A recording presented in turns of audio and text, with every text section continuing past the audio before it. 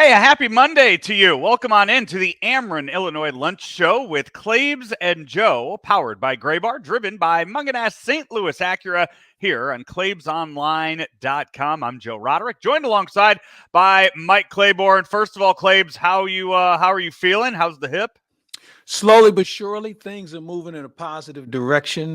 We're trying to go from a walker to a cane, and then from a cane to a dance contest. All right.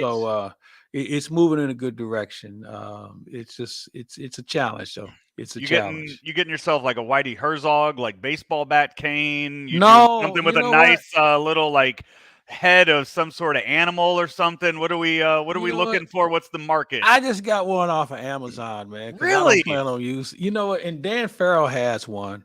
I might try and reach out to him and try and roll with his. All the Uh, connections you have with everybody in but I town. don't. You don't have a cane guy? But you know what? I don't know that many people who are on canes. I mean, so I never even thought about one until this procedure came about. I mean, I used to see Dan on his, but I didn't really think about it that much. So I just got just a standard cane to get me around. Yeah. With each day, I'm trying to use it less. So we'll see. Yeah, the only time I went as Willy Wonka once for as Halloween back in college, and I needed to find a cane for that. That's the only It's time I've not been in the good, man. cane market. Yeah, you don't want it. You don't need a cane. Don't play with a cane. It's like sitting in a wheelchair or being on crutches when you don't need to be on them. Yeah, no, I It's got a few bad sets luck. of those. Yeah, I got sets of those in the basement, but Bad luck. no canes anymore.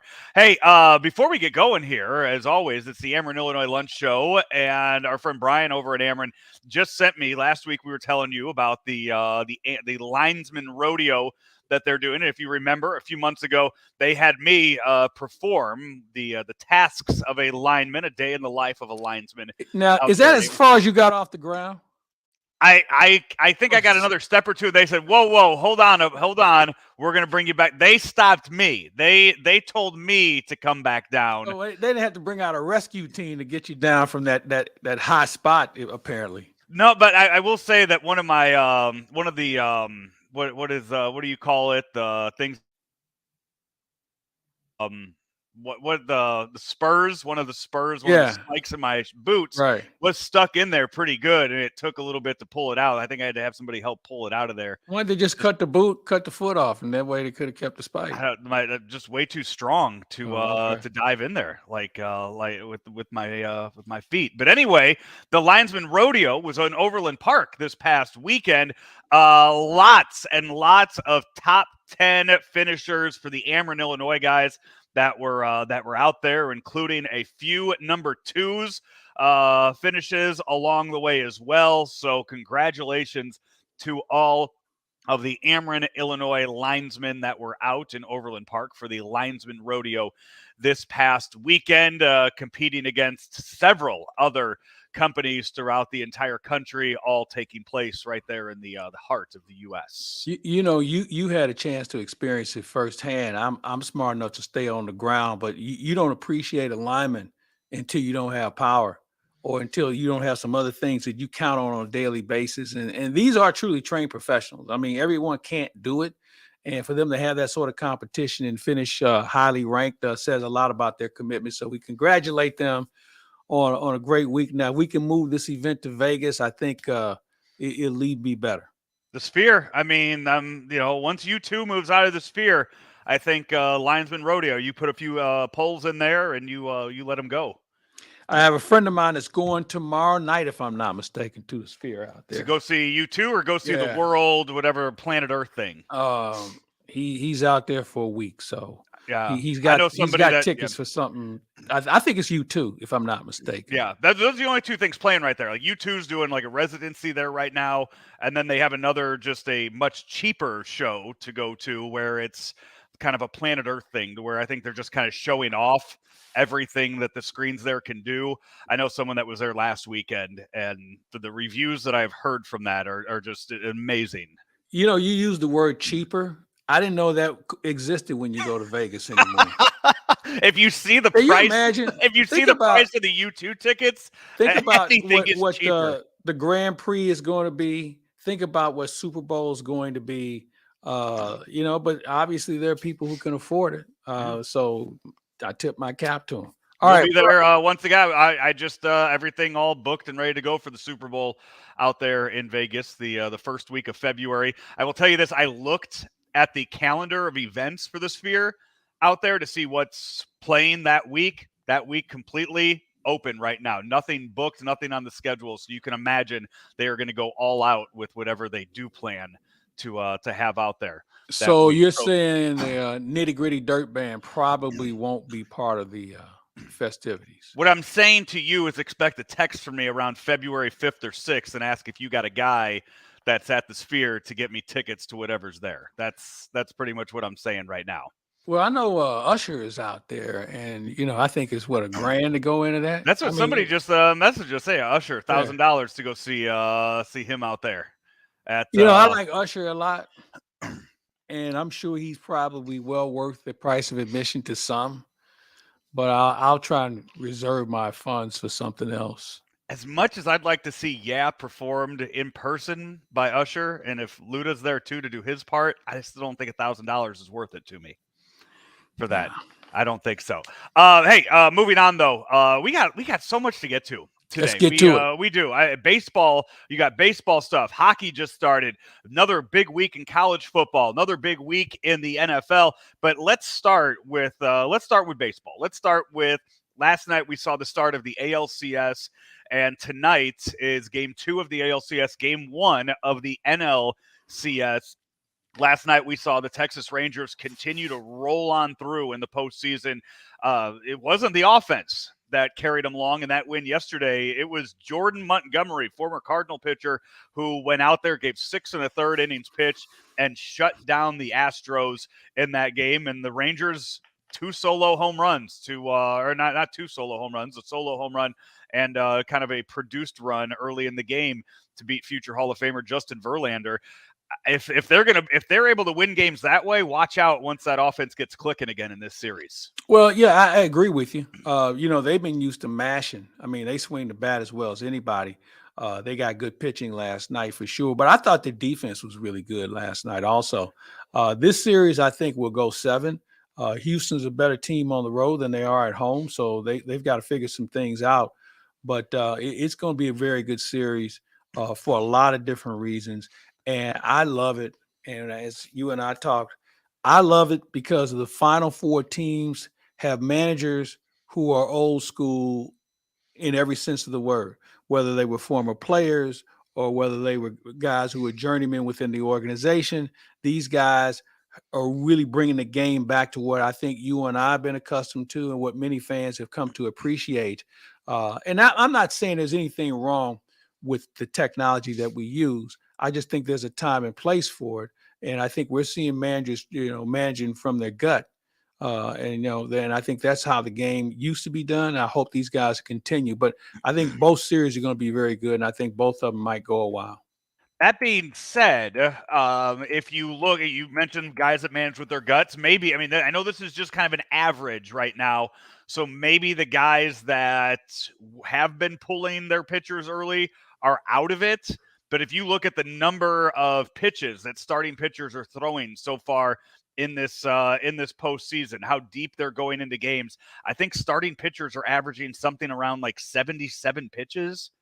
I think so far in this in the postseason. So we are not seeing these managers let their starters go that long before they're jumping into the bullpen, which you kind of look at it 2 ways. I mean, you have your studs, you have your aces going, and you saw it kind of burn the Blue Jays in their first round. But I mean, how often do we see Tony La Russa manage like this in the postseason, where it was the quickest hook that we ever saw in baseball at that time? Yeah, but I think there's a couple other things that go into this. First of all, we talked about this last week. We have a lot of pitchers that are exceeding their career high in innings pitched. And I think that has one thing to do with it. I think secondly, when you look at these teams, they're all stacked bullpen wise. I mean, they all can bring some guys in. I think Philadelphia is a leader of that, where they have 4, maybe 5 legitimate guys that can come in and get you big outs when they need them from the 6th inning on. And I think that's a plus. But I'll go back to the fact that and we go back to the analytics for a minute. the fact that we have guys who have exceeded their career highs in innings pitched, I think has had a lot to do with how these managers are managing their starters at this point. Because, you don't want them to go too long, because you know what? You may need one of these guys for game 7. Yeah. You may need one of these guys down the road in case one of your other guys blows up. And that's why I think it'll be interesting to see. Apparently, Max Scherzer is scheduled to start game 3. So for a guy who hasn't pitched in a while, you have to wonder what sort of pitch count is he going to be on, and what's your bullpen going to look like after game 2. Now, the plus factor here is the fact you'd have that day off, so you would probably have some more guys readily available to you. But I think that's the ideal game for a guy like Scherzer to pitch, because of the fact that he's going to have a reasonably rested bullpen, and he can be on a reasonable sound pitch count for a guy like Max Scherzer. I mean, you saw Bruce Bochy. He let Jordan Montgomery go into the 7th inning last night. I don't know how much faith he has in his bullpen right now. I think he's got 3 guys he can count on, and everybody else he's crossing his fingers with. But here's the other thing that goes into this. He doesn't know when to throw Chapman right now. Well, who does? I Right. mean, because he's been so up and down. But I think here's the one thing, and here's the plus factor. As we mentioned, these managers have reams of information with regard to matchups and things of that nature. But I think when you have managers that we're seeing in this situation, they have that feel. They know whether a guy's having a good bullpen or not. They'll know if a guy's hurt or if he's nagging or whatever. So there's a lot of intangibles that go into it. But, at some point, somebody else in Texas's bullpen is going to have to step up and make a contribution. And that'll be up to Bruce Bochy to pick that guy and figure out who he's going to be and when you're going to use him. The other series starts tonight. It is Phillies and Diamondbacks. The Diamondbacks too. They have not lost a game yet in the postseason, and they will go with Zach Gallen tonight in game 1 of the series. What kind of odds do you give the Diamondbacks to upset the Phillies in this one? I give them good odds. Philadelphia is a juggernaut. Okay. They're very good, man. They don't have a lot of holes. But, Arizona got here for a reason. They didn't back in. They didn't trick anybody. They came in and they played hard and they played well. And I don't know why that would change. Now the challenge would be, would they be intimidated by a hostile crowd? Well, I've always felt that, the only way a hostile crowd can beat you unless they have a bat in their hand too, and they won't. So you just have to deal with the noise and all the other things that come with it, and just go in and get 1 or 2. If you get 1 or 2, then who knows what happens. Yeah, it's by the way, Bryce Harper, it's his 31st birthday tonight. Last year, the first time he ever played on his birthday. I know they made a big deal of it because he said at one point that eventually at some point he wanted to play on his birthday, being mid-October. Never happened for him in his career. Homered last year on his birthday. I'm calling home run for Bryce Harper tonight in game 1 of this series. For that, who's on? I didn't look earlier. Who's on the mound for the Phillies tonight? They go with Zach Wheeler in game 1, so it'll be future Cardinal Aaron Nola in game 2 for that. Future Cardinal Aaron Nola. So let me ask you a question about that. Why would Aaron Nola leave Philadelphia to come play for the Cardinals? Here's what I'm going to use this as well. An organization that has shown financial commitment to players. So why is Aaron Nola going to leave Philadelphia? Do you think for what he's going to ask for, will the Phillies add on to their payroll? What's he going to ask for? What's he going to ask for? I mean, what are we sitting at right now with top of the line starters? What if Aaron Nola says, you know what? How about 3 years, $90 million? 3 years, $85 million. To stay in Philadelphia or for anybody? Yeah, to stay in Philadelphia. Stay in Philadelphia. If the Phillies are willing to go $30 million a year, because what's Aaron Nola making right now? I don't know. I'm just pulling a number out of my hat. Because if you think he's one of the 3 top pitchers out there in a very thin market as far as free agents are concerned, I just use 30 as a round number. It might be 25. Right. It could be 25. But my point being, what if he takes a 3-year deal to be on a team that's going to compete compared to being on a team that's trying to build? with the way the Phillies have gone their past few years, I know this is their second straight year in the NLCS, but each of the last 2 seasons, they struggled and they had to really fight to get into the postseason. Do you see that? If you're looking at that, you're saying, "Hey, yeah, we've had fun postseason runs. We've gone deep. They're 4 wins away from going to back-to-back World Series, but couple games here, couple games there, they might not even have been But they playing did. in October, but they did."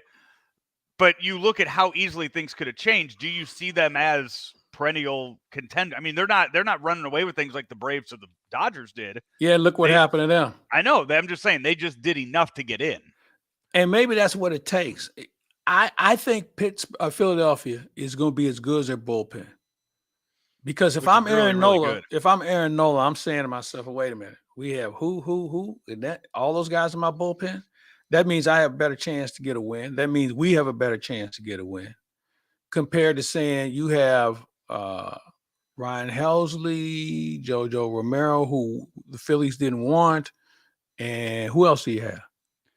I mean, I'm just being a realist here. I think I get it. For the Cardinals, you better be a very good salesman on what you're going to do to make this attractive other than giving him money. And again, I don't know Aaron Nola well enough to know if he's obsessed with winning or is obsessed with money. You know, some want both.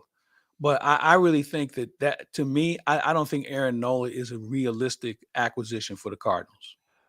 Well, as we're talking Cardinals, let me dive into to this, as it was reported over the weekend. This, according to Martin Kilcoyne of Fox 2, saying that there have been discussions about Yadier Molina possibly joining the Cardinals coaching staff as a bench coach for 2024. I guess I'll just leave it open like that and let you start talking. Well, I think here's a tip-off.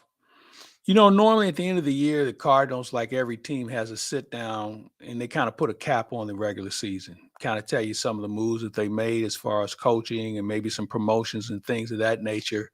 And we see everybody at the winter meetings. Cardinals are the only team that didn't do it so far.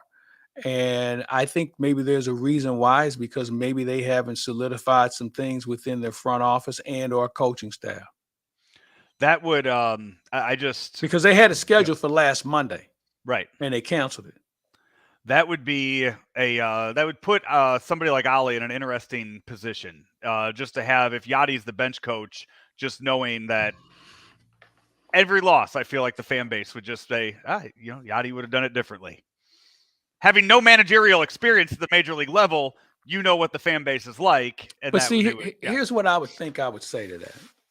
And you're right, the fan base is probably going to jump to conclusions anyway. But I really think this comes down to what is the job description encompass. Is Yadi putting together the spring training program? That's what normally bench coaches do. Yadi put together the lineup the night before. He's the last guy to seize it before the manager okays it. Does Yadi manage the other coaches? That's what the bench coach does. So there's a lot of things that, from a traditional standpoint, Yadi has no idea on how to do it. So is he more of a consigliere to Ali, and there's someone else who assumes the logistical methods of what the bench coach is required to do? So that may be an angle to go at. I think if they do this, the term bench coach might have a different meaning than what we've been accustomed to seeing. Former bench coach of the Cardinals, Skip Schumacher, down in Miami this past year. That's kind of the other big story going on in baseball right now.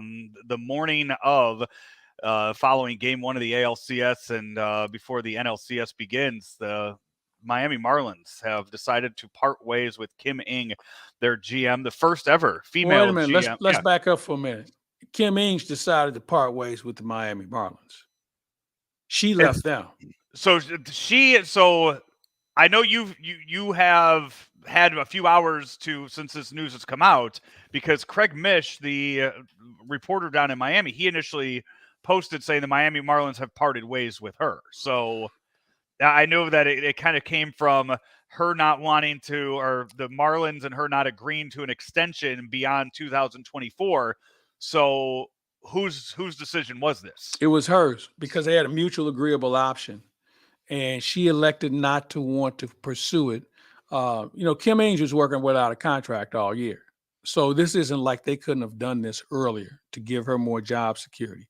I'm of the belief that Kim Ainge is going to end up with another job here in the very near future. Maybe not doing postseason, you'll hear about it, because they like to try and save those things for afterwards. But there's some interesting jobs, and both of them start in New York with the Mets and or the Yankees. You have the Boston Red Sox, also a team that's looking around for a front office person. And I got news for you. With a person of her credentials that's out there may be some other teams taking a look at their front office saying, well, wait a minute. If she's out there, let's kick the tires on her. Maybe we give her the title of president of baseball operations instead of general manager. I think titles will come into play here. I think Kim Ainge is in a great position. In knowing her over the years, I've always respected her just by being in this business. And I think she really hit a home run, obviously, with Skip Schumacher. Now, here's the other thing that I think would come into play here. So you're a really good team this year. You got the postseason. So you're going in the next season. You won't have Alcantara. You've got a couple of players that have options that you're not sure if you can pick up or they want to come back and negotiate. Your farm system is it's okay. You may not be as good next year as you are this year. And you got to make some decisions about some other players at some other positions. So maybe she's getting out maybe the year before she should get out, considering the personnel issues that are at hand. So that's interesting from a standpoint of Skip Schumacher, who his first managerial job, he has a general manager who builds a team that gives him the players, and then he coaches them to a postseason appearance. If you're Skip Schumacher and you're looking at that and you're going, what help do I get here? And maybe he's already looking to it.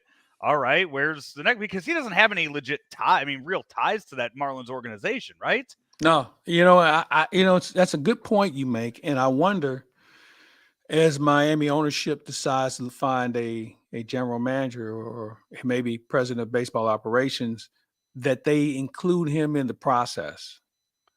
I think that's going to be very interesting to see if they include him in the process, or is he just going to be a guy that goes to dinner with a guy and says, well, okay, yeah, this is what we like to do. I think this is going to be very interesting in how this whole process works. Listen, the Marlins don't have the greatest reputation of how they do things in the front office, okay? Right. So this situation really could be a head scratcher. And I'm thinking when you look back at Derek Jeter hiring Kim, it would only be fitting if she goes back or she goes to New York and becomes a general manager and Brian Cashman moves up to president of baseball operations.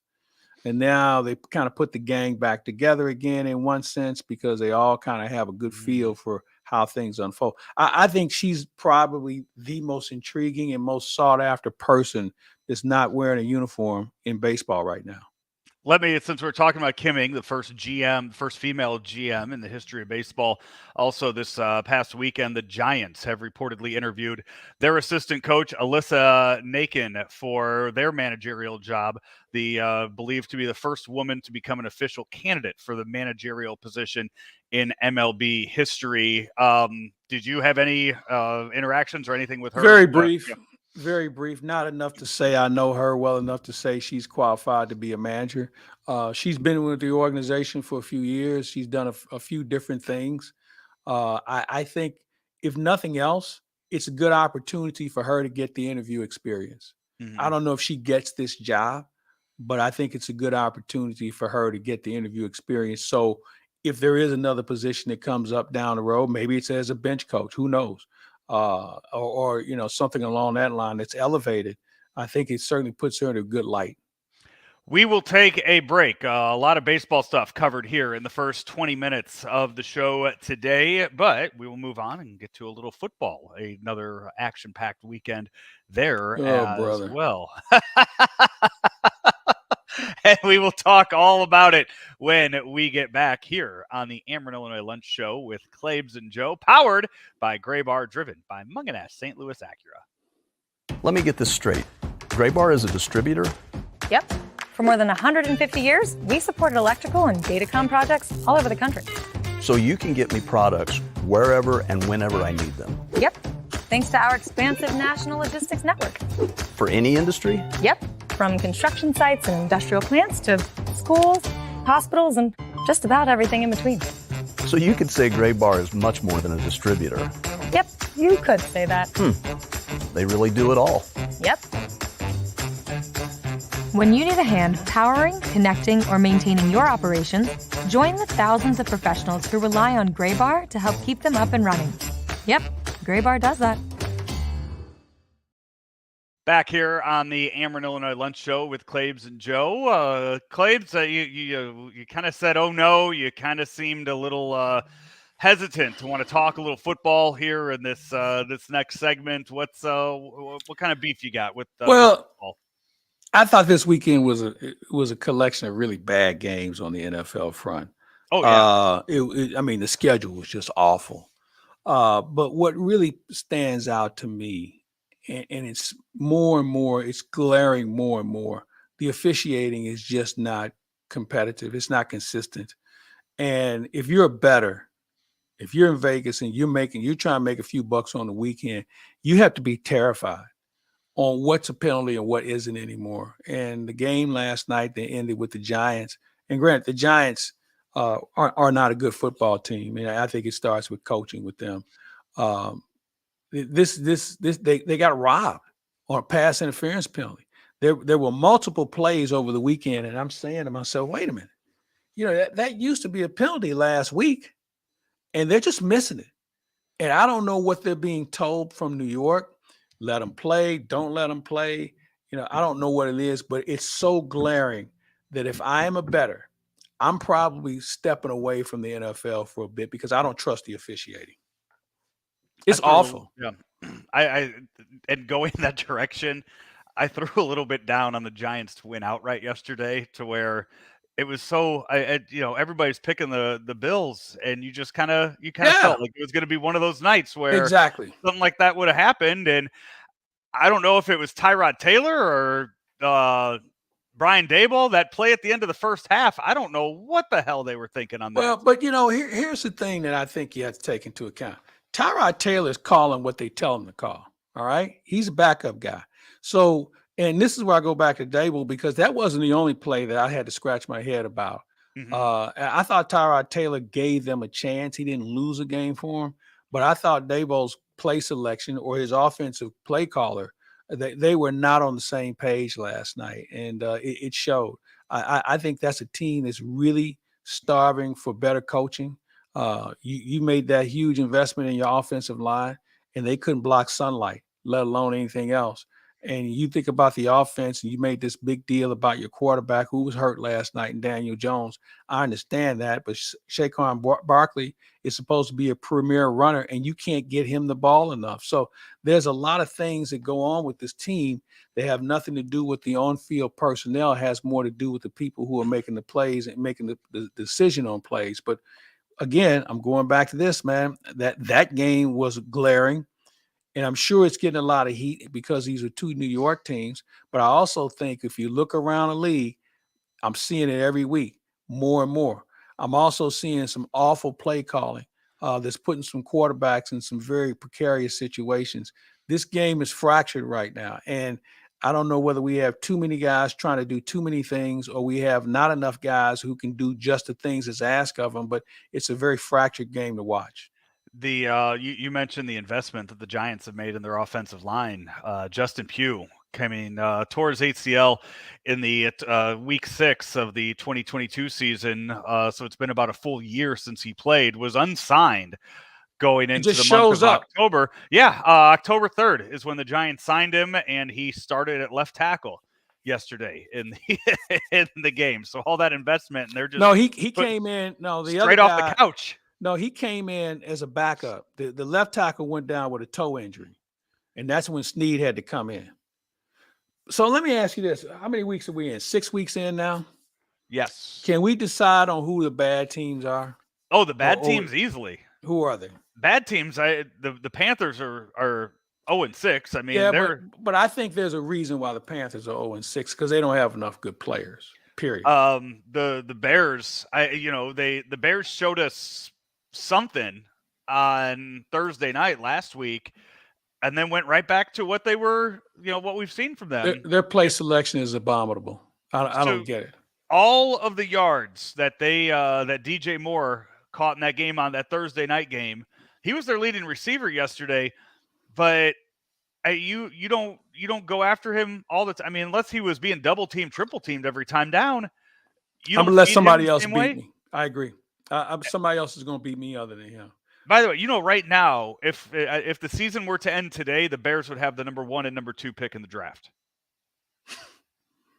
Because they have Carolina's pick this year because of last year, because they traded their number 1 overall pick to the Panthers last year so they could get Bryce Young. So right now the Bears are sitting at number 1 and number 2 right now in the draft. Something wrong with that. That's something way wrong with that. So not only would they have 1 and 2, they'd also have a brand new head coach that's going to come in there and get to put that all together. So and this is early, we're 6 weeks in. Yes. Give me 3 coaches that you would think would be attracted to that job.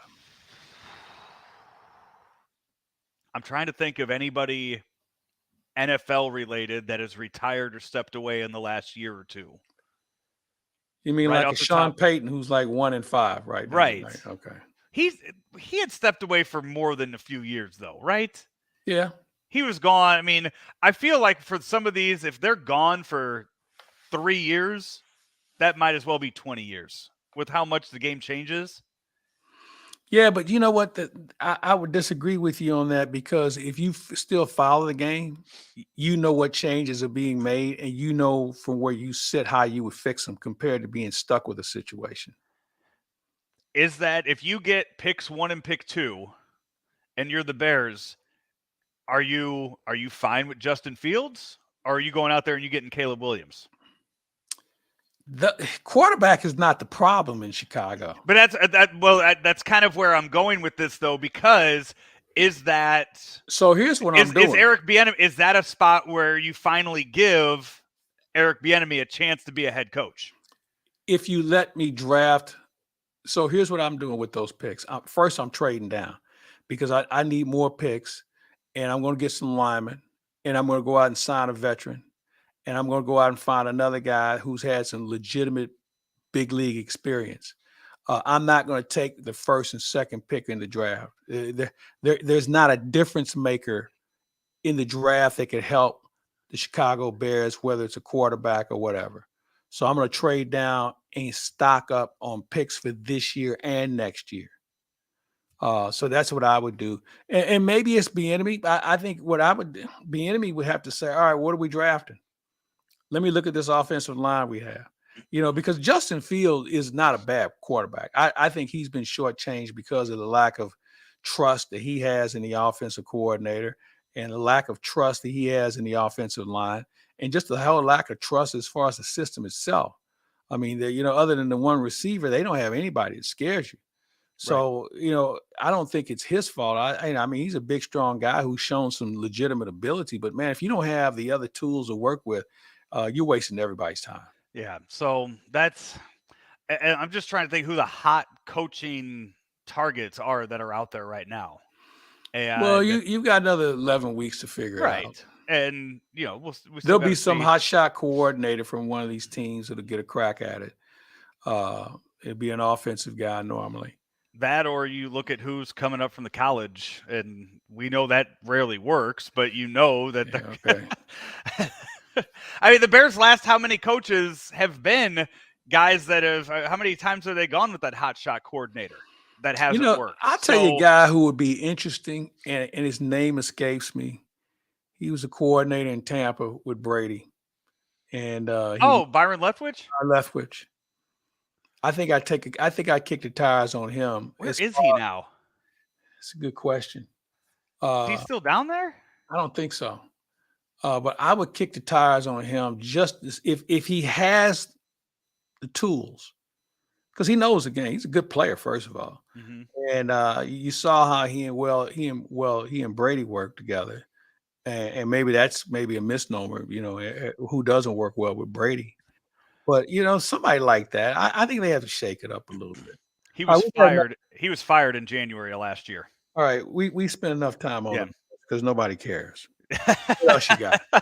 Outside of that, though, for the NFL this past weekend, as you mentioned, not a whole lot of great outings. The Eagles lost their first game. The 49ers lost their first game. Both those were shocks, too, to the quality of I think it was a opponents they shock lost at to. how they lost in both of Yeah. those games. Yeah. And the 49ers, they lost McCaffrey. They lost Deebo Samuel during the game in both of those.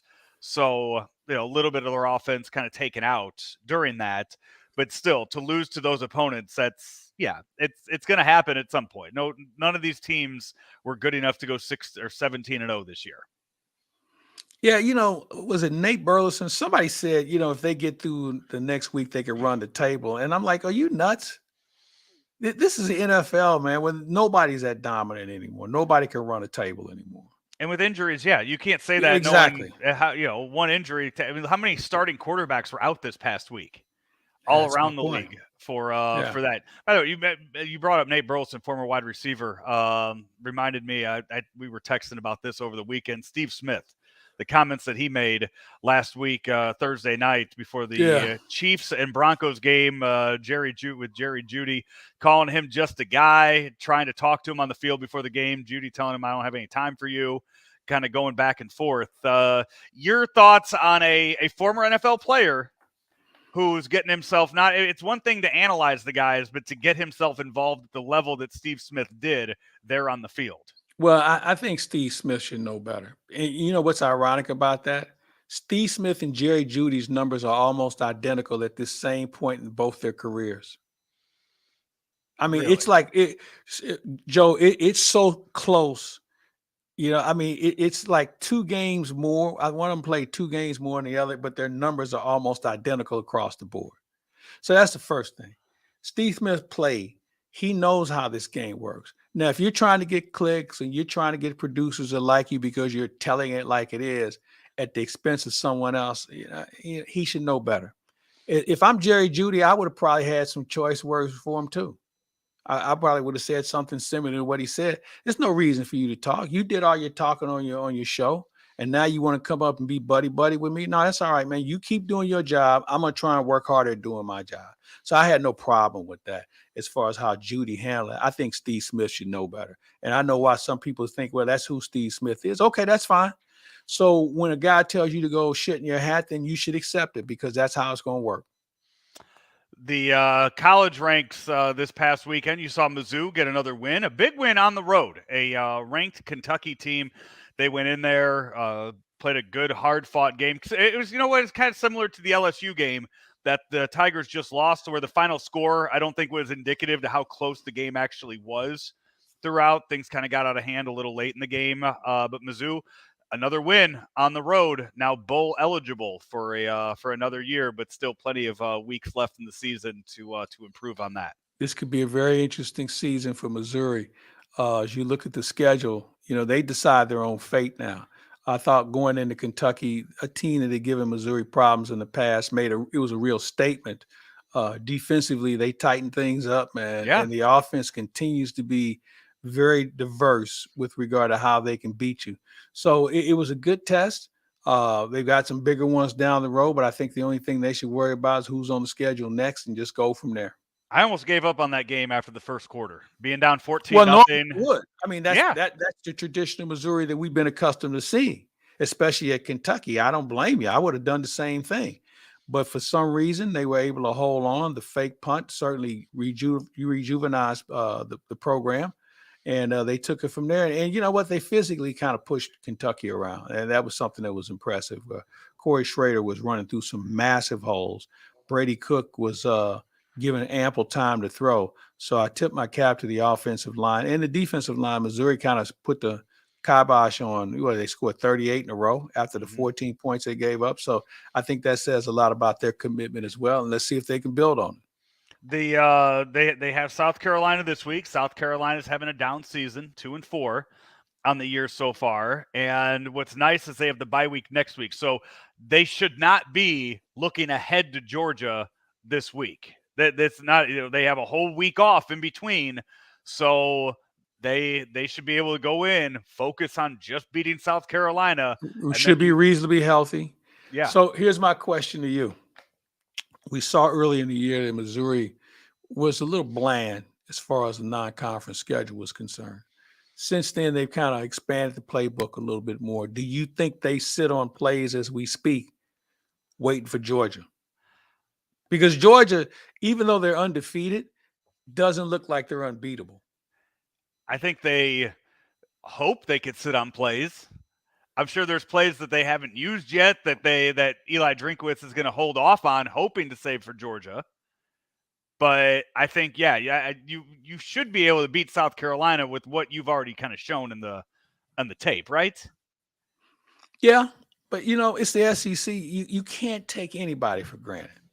They've got a good quarterback in Spencer Rattler. Okay, I would not overlook South Carolina at all because South Carolina is giving Missouri problems at South Carolina and certainly in Columbia. So Missouri's not good enough to start looking that far ahead, as you mentioned.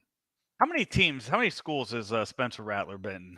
Is this only his second one, or has he been in more? No, okay, Oklahoma, this is only the second one. Yeah, in South Carolina. I think there was a lot of discussion about where he was going to end up after he left Oklahoma, but this is only his second stop.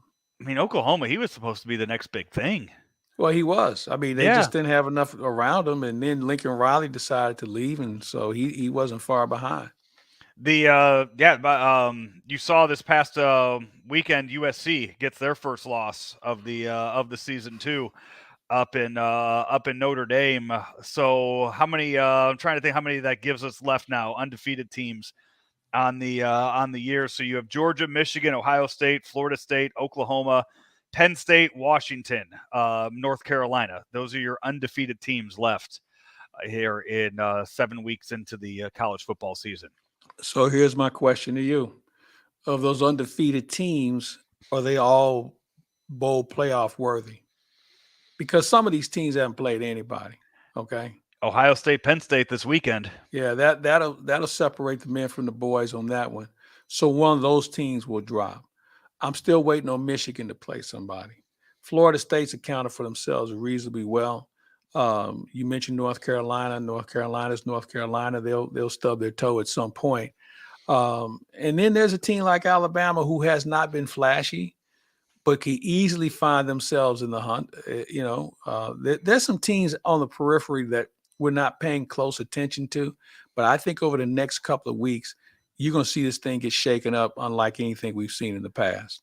You saw Washington this past weekend. They defeat Oregon 36-33. One of the most exciting games on the weekend. College. Why it was exciting? Because the Oregon coach got cute.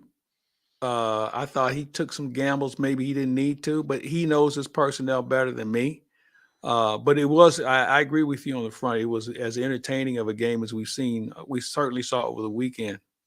You still have, and all those teams. So you saw Oregon, Washington, they played each other. Washington still has to play USC. Oregon still has to play USC this year. So, I mean, if you make it out of that, if Washington makes that out of that undefeated, then, they should. They won't. It's tough they won't. to do. If they do make it out of there, that's top 4. They're in the bowl playoff.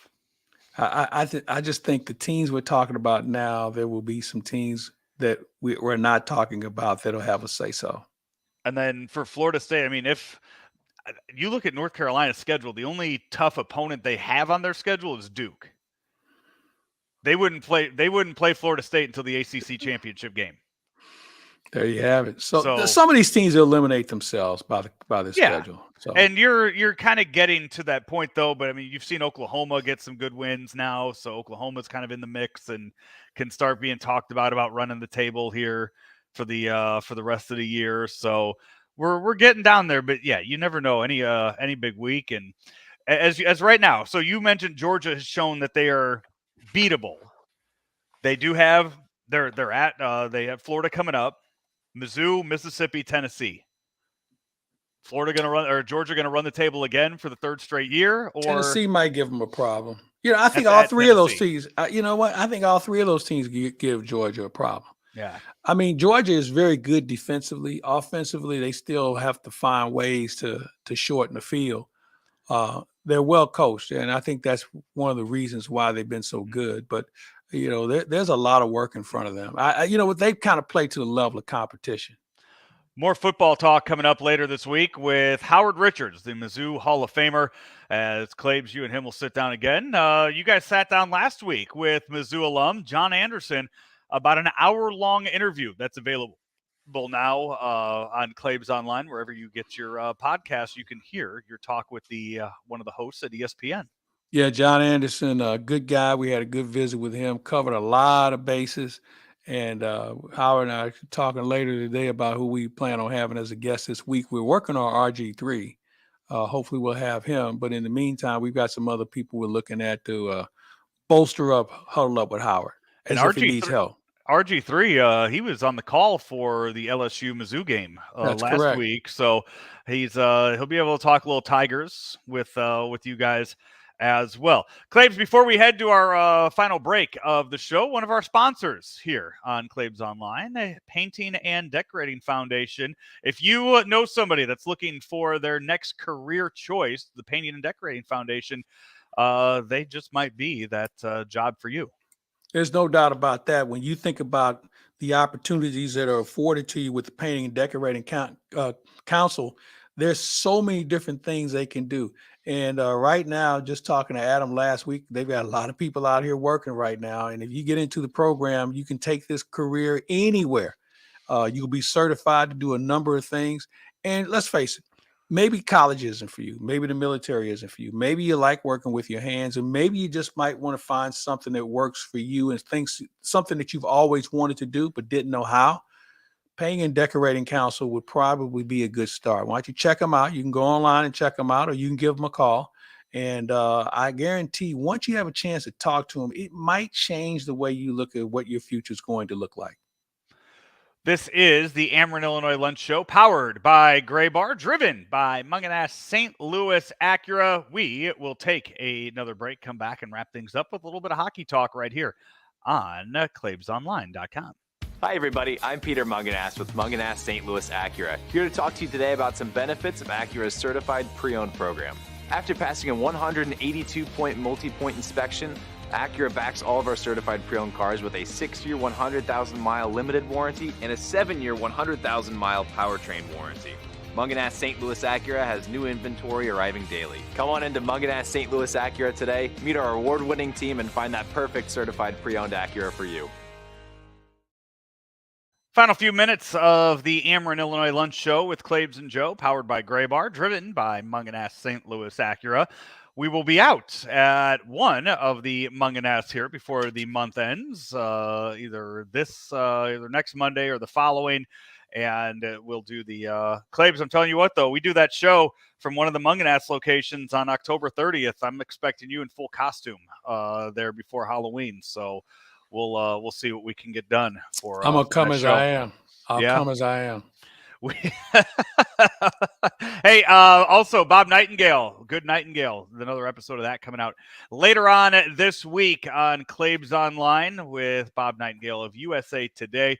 Also brought to you by the folks out at Fast Eddie's Bon Air, where you can go and watch all the playoff games, all the football games, Claibs, all season long.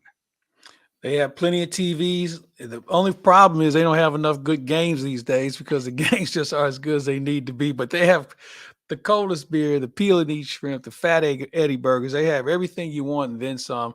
And you'll find out firsthand how many of your friends have been going there for years. You can put your own group together and go hang out and check out the games and maybe even make it a date night. So they've got something for everybody, including live entertainment. So if you're looking for something to do, something fun, why don't you just come on over across the bridge? It's right at the foot of the bridge in Alton, Illinois, Fast Eddie Bon Air. It's the place to be. The only thing you have to be is 21 and over. Claibs, before we get into the Blues so far, 2 games into their season, we have seen the new hotshot Connor Bedard a few times already this season as well. What are your thoughts on the second coming here in the NHL? Well, it's early. He's got a lot of things to do. I like the way the Blackhawks have surrounded him with quality players. He looks like he has some talent. I don't think anybody would argue that, but I think it's going to take time. just getting used to it. I mean, he's opened up on the road, so that's a little bit of a challenge. But overall, I think he's good for the game. And I think this game, that be at the National Hockey League, has been fortunate to have these generational players come along every 10, 15, 18 years. And as Sidney Crosby winds down his career, you have the Connor McDavids of the world and the Leon Draisaitl's, and now you have a Connor Bedard, who certainly from a junior standpoint looked like he was a pretty good player. Let's see if he can hold up in the National Hockey League. Blues 2 games in, had their home opener this past Saturday against the Kraken. Both games have gone to a shootout so far for the Blues this season. 1-1, lost 1, 3 points though on the season. Your early assessment of what you've seen of them on the ice. Too early for anything. This is a team that's still trying to figure out who they are, and it's going to take a while because you have a lot of moving pieces. That you're familiar with. So I know they've changed some things systematically wise. How this works for this group of players, we're going to have to find out. It may take a little longer. I know everybody's enamored with Jordan Bennington standing on his head the last 2 nights, but that's not how you win hockey games every night. It's good to have a solid goaltender. There's no question about that. But he cannot be in a position where he's got to stop every shot. You got to be a little tougher in front of your net. You got to make sure the teams earn that opportunity. And until they do that, then this is going to be a very challenging season. Next game for the Blues is on Thursday against the Coyotes. They'll be playing that here in St. Louis, not at the 5,000-seat arena out there in Glendale that the Coyotes are playing at once again this season. Until then, Claibs, that's going to wrap up our show for today. What are you looking forward to most this week with baseball and hockey and football and everything going on? I'm looking forward to the baseball. I think we're going to see some pretty good games this week, because as we mentioned, we have good managers. And I think this is when managers really can step up and be really accounted for. I mean, they're making some pitching changes. They're looking for matchups. So I'm looking forward to that.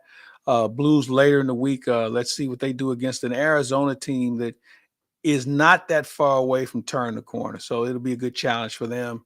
And of course, Missouri with South Carolina later in the week. That's going to be a challenge that I think we're all looking forward to seeing if they can continue to build on.